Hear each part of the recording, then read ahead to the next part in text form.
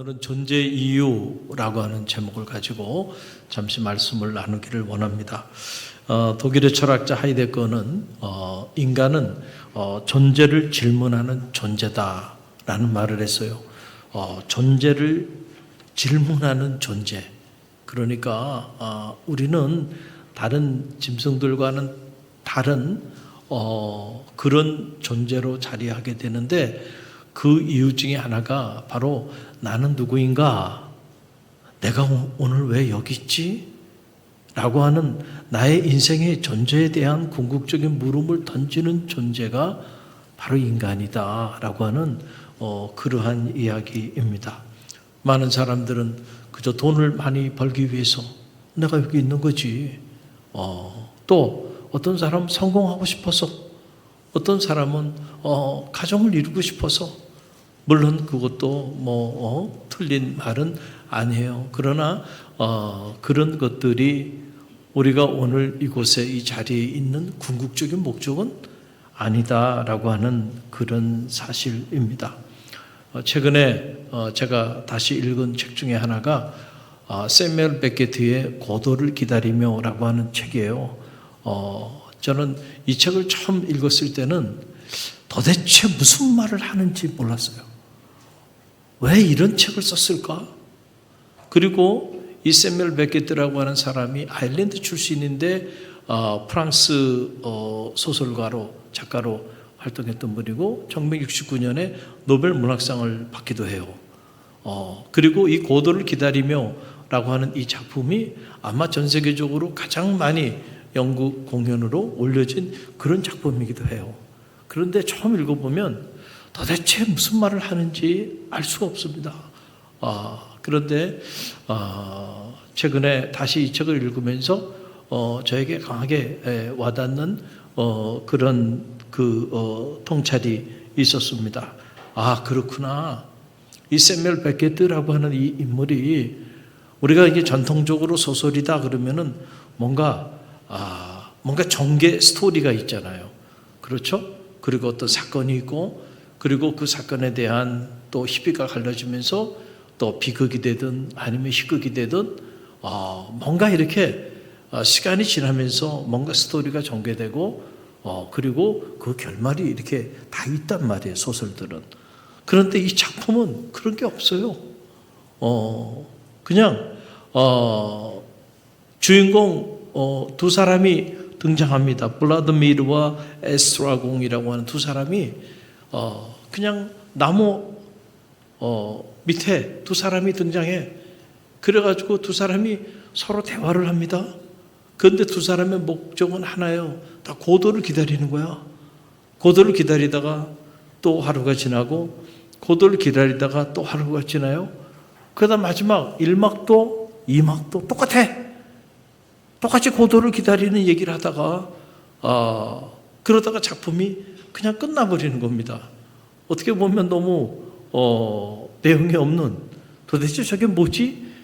이런 생각을 우리가 하게 하는데, 이 세뮤엘 베케트라고 하는 이분이 이 작품을 통해서 무엇을 드러내 보여주고 싶었는가? 현대인들의 삶의 모습을 드러내 보여주고 싶었다라고 하는 그런 사실입니다. 우리는 무언가를 기다리지만 오지 않아요. 말은 하지만 소통이 되지 않아. 우리가 살아가고 있지만 삶에 대한 의미를 몰라. 그렇죠? 그리고 오늘 우리 현대인들이 살아간다라고 하는 사실입니다. 우리는 뭔가를 기다리며 살아가요. 그런데 뭘 기다리고 있는지는 몰라. 그런데 그냥 기다려. 또 하루를 또 그렇게 살고 또 하루를 그렇게 삽니다. 내일을 기다립니다. 희망을 기다려요.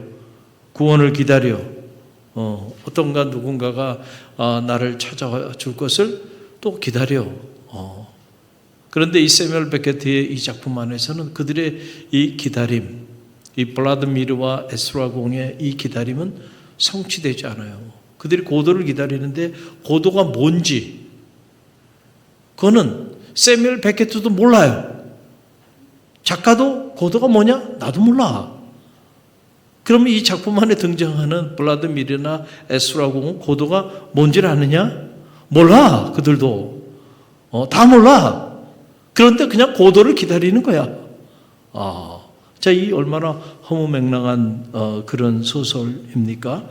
그러나 이 작품이 우리에게 던져주는 메시지, 우리는 뭔가를 기다리며 살아가요. 그런데 그 기다림의 성취는 우리 안에 주어지지 않아. 그래서 현대인들은 기다리지 못하면 견디지 못해. 다 기다리는 거야. 기다림의 연속이야, 우리 삶은. 그런데 내가 왜 기다리는지, 무엇을 기다리는지 알지 못해. 그런 상황에서 하루하루 뭔가를 기다리며 살아가는 거야. 그러니 그 삶이 얼마나 불안할까? 그 삶이 얼마나 공허할까? 그렇죠? 그 삶이 얼마나 무기력할까? 이런 현대인들의 그 일상의 모습을 보여주는 작품이에요. 저는 이 작품을 다시 읽으면서 제 안에 드는 생각이 그거예요. 그렇구나. 하나님 없이 살아가는 현대인들의 삶의 모습이 이와 같은 거지. 그렇잖아요? 그래서 우리는 너무 당연하게 하나님을 믿고 살아가니까 하나님의 존재가 언제나 우리와 함께 있어요. 우리의 삶의 일상 속에 함께 자리하고 있기 때문에 하나님 없이 살아가는 삶을 상상하기가 어려워, 우리는. 그런데 이 너무나도 당연한 이 삶이 하나님을 알지 못하는 사람들에게는 너무나도 당연한 삶이 아니에요. 하나님 없이 살아가는 사람들, 그런 현대인들은 이렇게 살아갈 수 있구나, 인생을. 그런 생각을 갖게 되었습니다. 자신의 존재 이유도 모른 채 오지 않는 미래, 산 넘어 무지개를 붙잡듯이 기다리고 또 기다리고, 그러다 세월이 지나가는 거예요. 그러다 인생도 다 사라져. 그렇게 기다리다가 그냥 생을 마감하고 마는 거예요. 그렇게 살아가는 거예요, 현대인들의 삶의 모습이. 그러나 여러분, 오늘 저와 여러분이 읽은 이 본문의 말씀, 짧은 말씀이지만은 사도 바울은 인생을 이렇게 살지 않았다는 거예요. 내가 왜 여기 존재하는지, 자기의 존재 이유를 선명하게 알았던 인물이에요. 여러분, 복음은 우리에게 우리가 왜 여기 있는지, 우리가 무엇을 위해서 사는지, 무엇을 기다리는지 거기에 대한 정확한 답을 줍니다. 할렐루야. 여러분 모두 그 답을 찾게 되시기를 간절히 바랍니다. 그럴 때 더 이상 여러분의 인생은 방황하지 않는 거예요. 할렐루야. 세월을 아끼라, 때가 악하니라. Within the time. 시간을 구원하라는 거예요. 우리가 똑같은 시간을 살아가는 것 같지만 그렇지 않아요. 다 다른 시간을 살아가는 거예요. 구원받는 시간, 구원받은 시간을 살게 되기를 간절히 바랍니다. 내가 왜 여기 있는지, 무엇을 위해서 내가 지금 살아가고 있는지 그 사실을 발견하게 될 때, 그때부터 우리의 인생은 의미가 있는 거예요. 그러나 그 이전까지 우리의 시간들은 다 세월을 낭비하는 거예요. 저 타히티 문명의 때가 묻지 않은 곳에서 이 고갱이라고 하는 세계적인 예술가는 우리가 어디서 와서 무엇을 위해 살다가 어디로 가는지 그걸 알고 싶었어. 그래서 그가 남긴 세계 최고의 최대의 대작, 우리는 어디서 왔는가? 우리는 무엇인가? 우리는 어디로 가는가? 저 창세기부터 시작해가지고 마지막 인간의 종말에 이르기까지 그 어마어마한 대작을 남겼는데, 그는 이 질문은 던졌지만 답을 찾지 못했어요. 그래서 오히려 사랑하는 딸의 죽음 앞에서 스스로 인생의 허무함을 찾고 스스로 목숨을 끊고 자살까지 시도하는 이런 끔찍한 삶의 자리 가운데 던져지기도 해요. 하나님 없이 하나님 밖에 살아가는 사람들의 삶의 모습이 이와 같다는 것. 그런데 사도 바울이 오늘 고린도전서 1장 17절 말씀을 보세요. 저와 여러분이 함께 읽어봅니다. 그리스도께서 나를 보내심은 세례를 베풀게 하려 하심이 아니요 오직 복음을 전하게 하려 하심이로되, 말의 지혜로 하지 아니함은 그리스도의 십자가가 헛되지 않게 하려 함이라. 아멘. 여러분 이 짧은 말씀을 여러분 어떻게 읽습니까? 이 말씀을 보면 그리스도께서 나를 보내심은, 그러니까 사도 바울은 나는 보냄을 받은 자라는 거예요. 할렐루야. 그리스도께서 나를 보내심은 오직 복음을 전하게 하려 하심이라는 거예요. 나의 지혜로 하지 아니하고 십자가의 은혜, 할렐루야, 그 십자가의 능력으로 이 일을 감당하려 함이라는 거예요. 할렐루야. 우리가 보내심을 받았다라고 하는 거, 그건 뭐예요? 나는 그냥 우연히 어떻게 하다 보니까 내가 갈릴리 교회 이곳에 와 있네. 갈릴리 교회 어떻게 하다 보니까 여기 장로로 있고 권사로 있고 집사로 있고 또는 저는 성직자로 이렇게 자리하고 있어. 여러분 세상에 얼마나 많은 교회가 있어요. 그런데 그 많은 교회 왜 하나님은 나를 이곳에 보내셨지? 저도 수십 번 물었던 질문입니다. 왜 나를 이곳에 보내셨을까? 인간적으로 보면 아무런 연고도 없는, 단 한 사람하고 인간적인 연고가 없는 곳에 어느 날 저를 이곳에 보내셨어요. 여러분은 어떻습니까? 여러분은 왜 이곳에서 어떤 이들은 어릴 때부터 이 갈릴리 교회에서 잔뼈가 굵어서 오늘 서태웅 권사님 고백처럼 말이죠. 이곳에서 신앙생활을 하고 이곳에서 사랑하는 아내를 만나고 이곳에서 사랑하는 딸을 낳고, 여러분 그러니 이 교회는 우리 서태웅 권사님에게는 어떤 교회인가요? 이 교회는 그렇잖아요. 세상에 얼마나 많은 교회들이 있어요. 하나님이 특별히 이 교회 나를 보내셨어. 이 교회에서 자라게 하셨어. 할렐루야. 뭔가 이게 더 우연일까? 하나님의 우리를 보내심에 목적이 있다는 거예요. 할렐루야. 우리는 이 사실을 절대로 잊어버리면 안 돼요. 이걸 잊어버리는 순간 우리는 방황하는 거예요.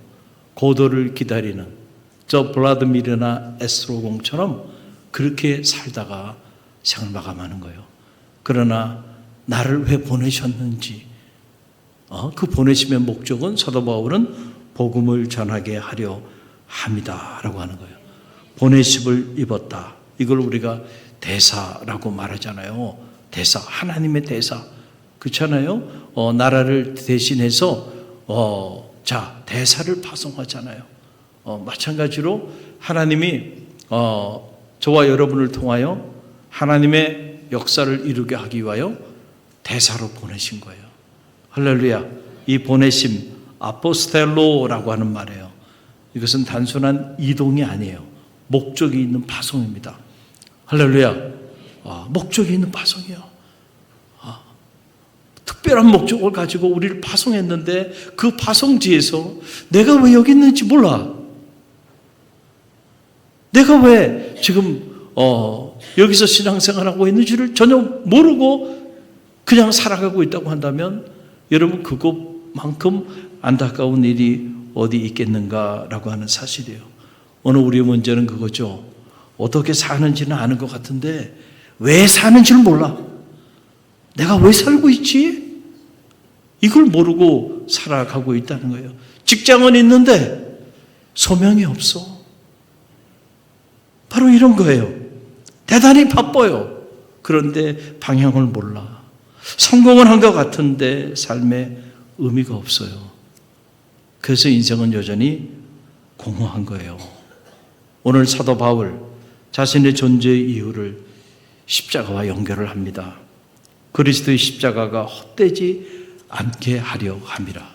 할렐루야. 하나님이 나를 보내시고 복음을 전하려 하심을 알았어요. 이 일을 행함에 있어서 십자가가 헛되지 않게 하려 함이라는 거예요. 할렐루야. 오늘 우리 1, 2 남성교회 우리 장로님, 권사님들의 그 삶을 통해서 십자가가 헛되지 않게 되는 축복이 있게 되기를 주님의 이름으로 간절히 축원드립니다.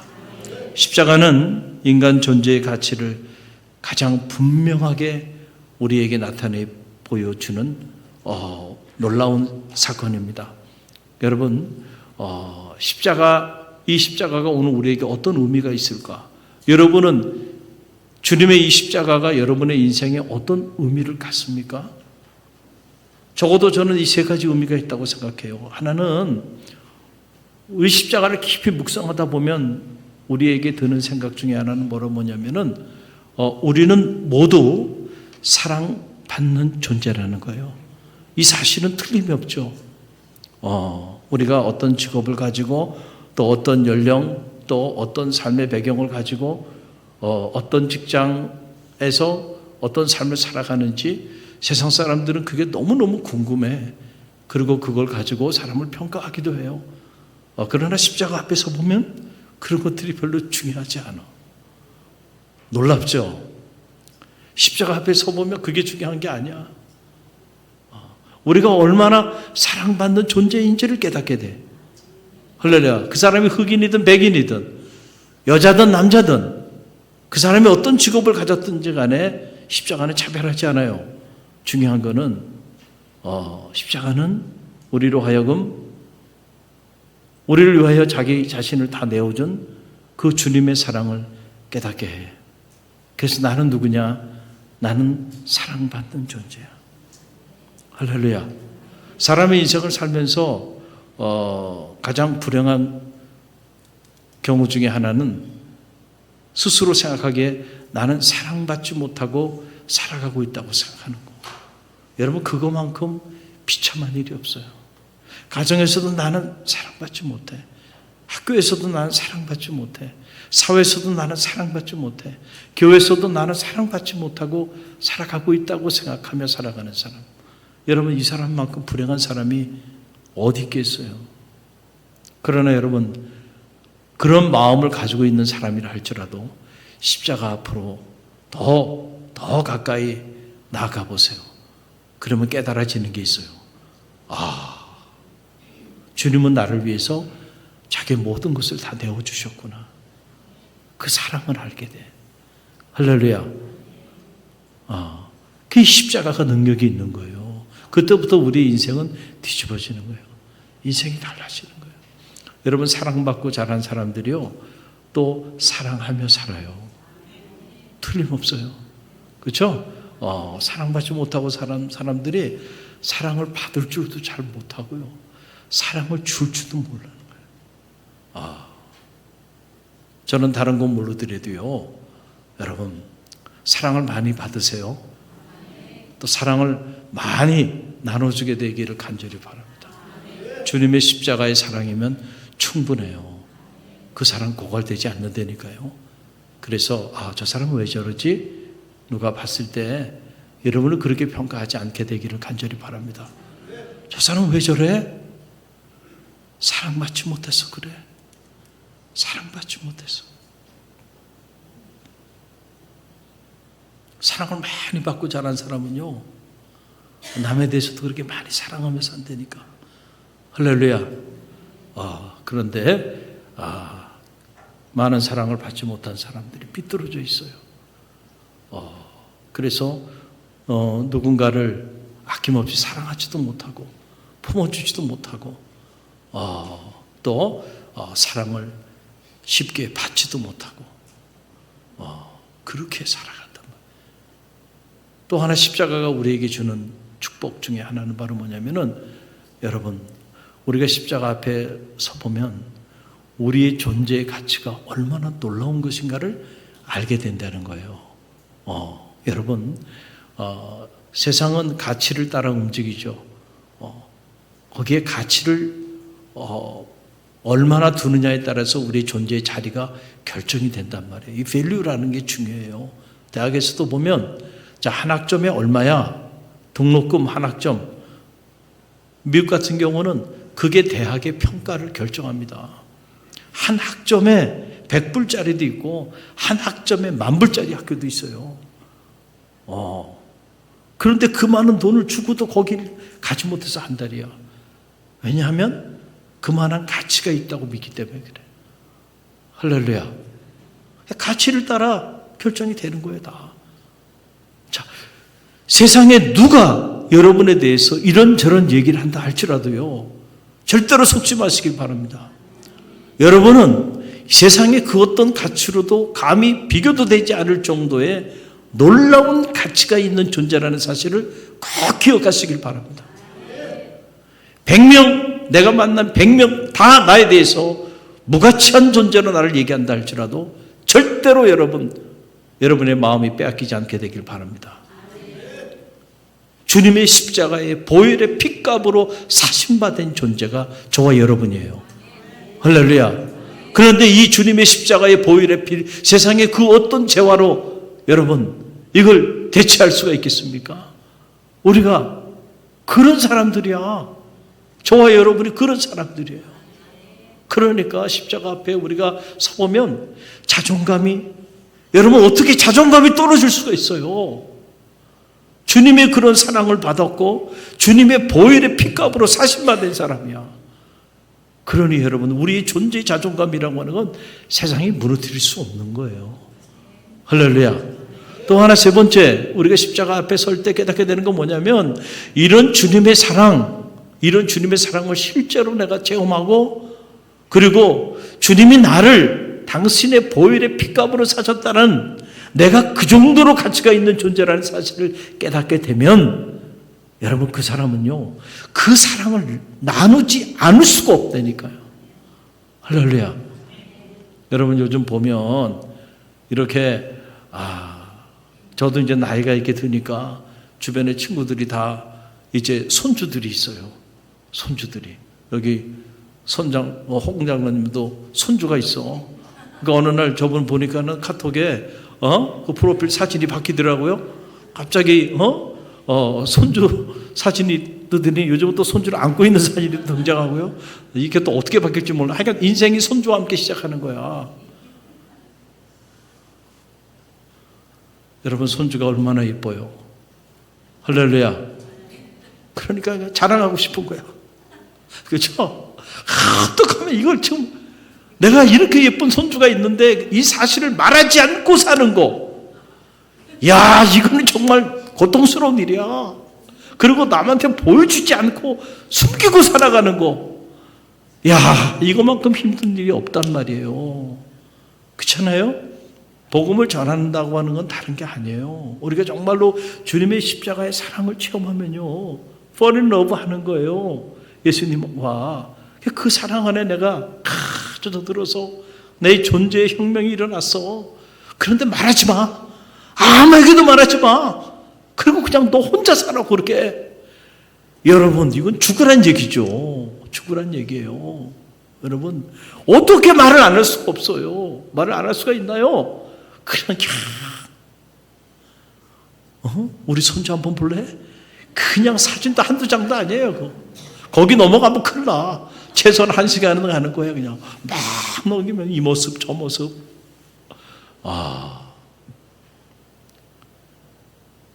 주님을 정말로 사랑하면요 그 주님을 말하지 않을 수가 없다니까. 얼마나 좋은지 그 주님에 대해 얘기하지 않을 수가 없어요. 드러나게 돼 있다. 이게 바로 뭐냐면 십자가 앞에서 우리는 사명이 있는 사람으로 바뀌는 거야. 할렐루야. 그렇잖아요. 어떤 사명? 그 복음을 전하는, 주님의 십자가의 사랑을 전하는 사람으로 우리 존재가 바뀐다니까. 여러분 이 세 가지를 기억하시게 되기를 간절히 바랍니다.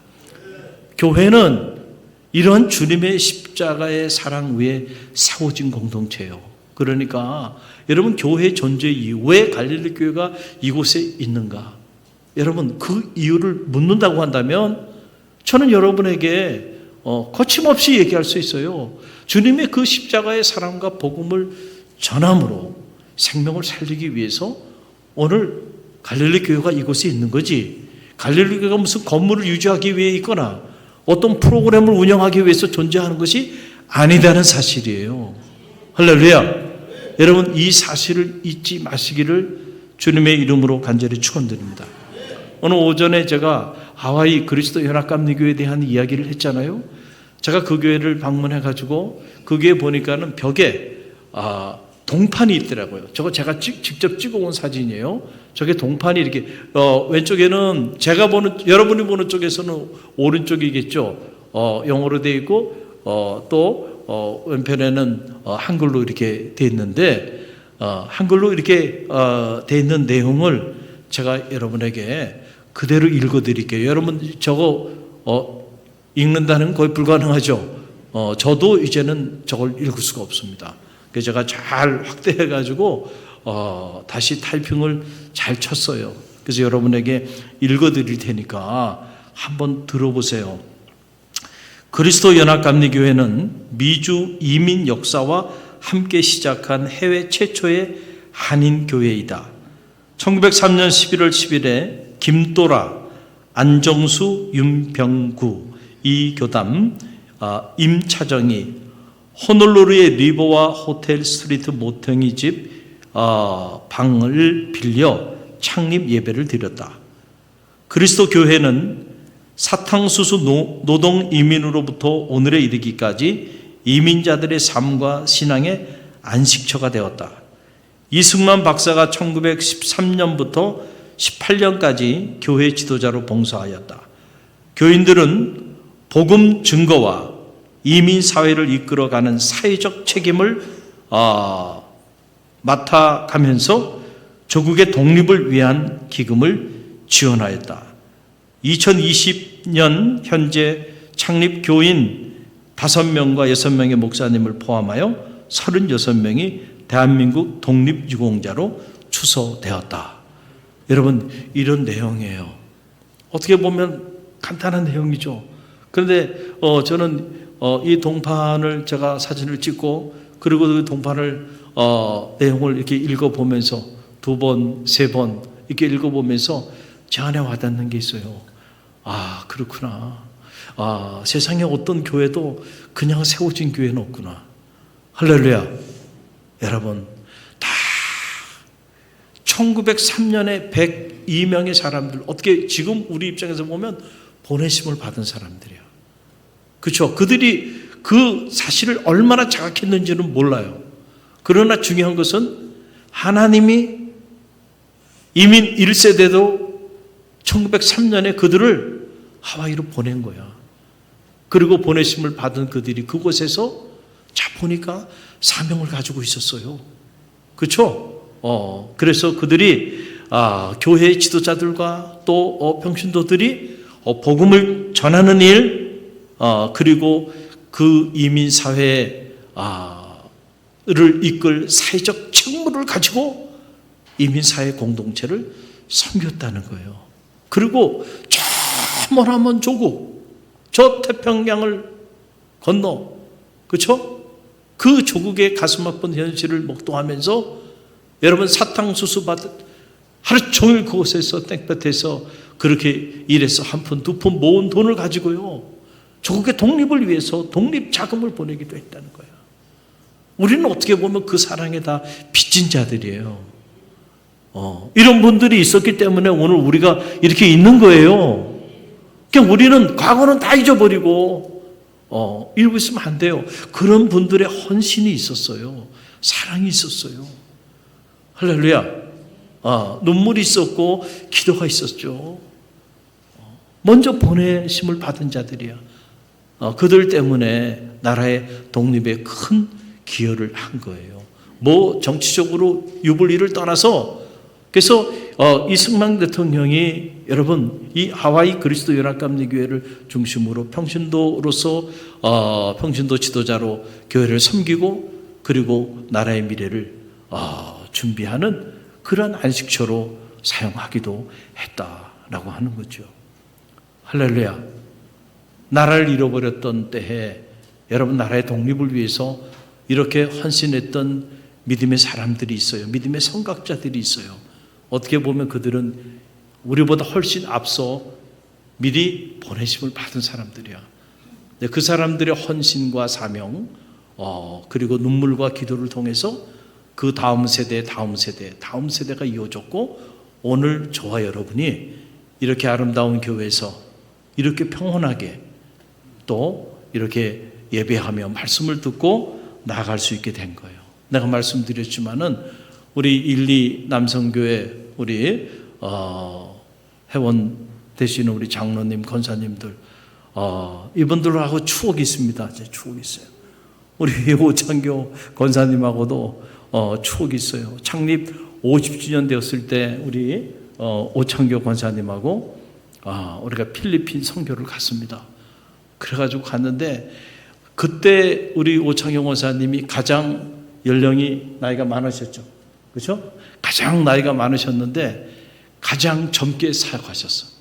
선봉에 서셔. 여러 교회가 연합으로 하고 그 다음에 저 치과 의사부터 시작해가지고 다양한 분들이 함께 의료 선교도 하고 또 여기 또 미용 선교도 하고 뭐 다양한 선교들을 했습니다.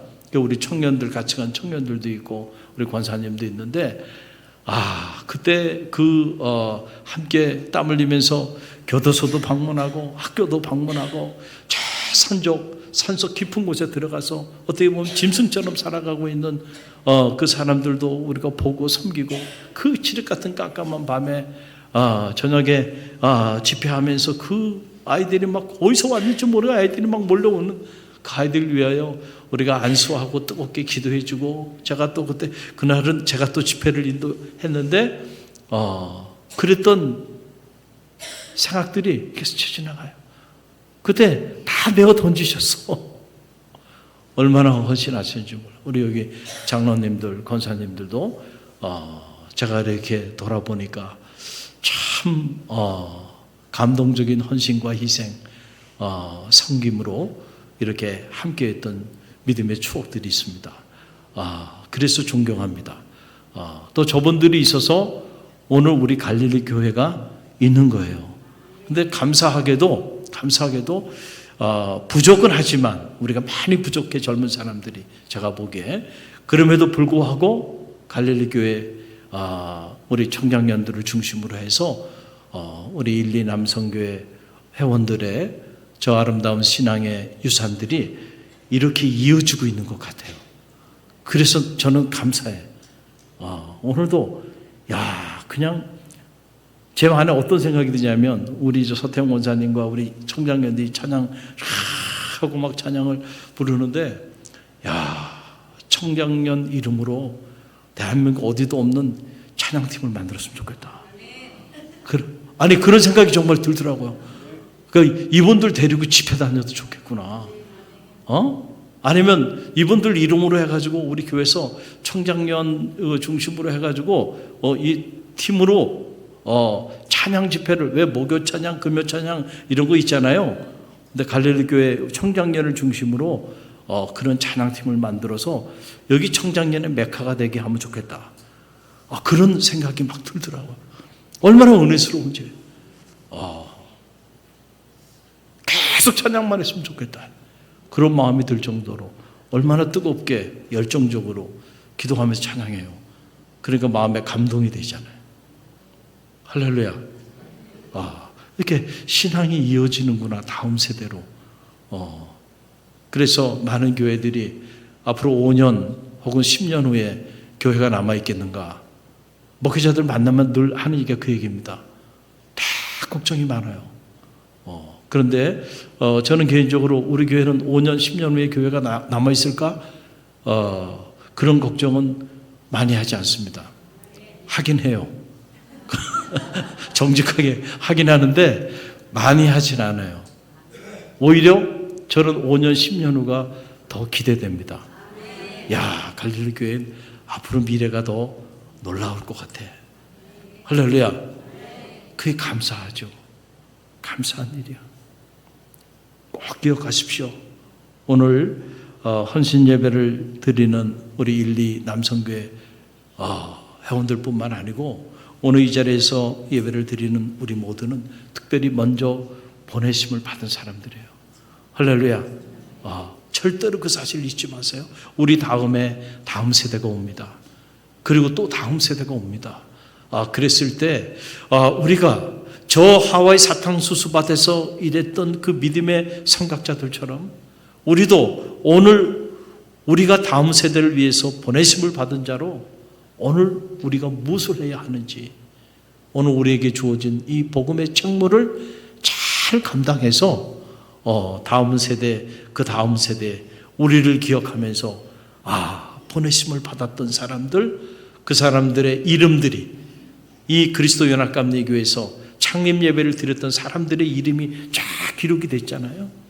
저와 여러분의 이름이 영광스러운 이름으로 십자가의 그 보혈의 능력을 헛되지 않게 하는 그런 영광스러운 이름들로 그 이름이 기록되어지는 축복이 있게 되기를 간절히 바랍니다.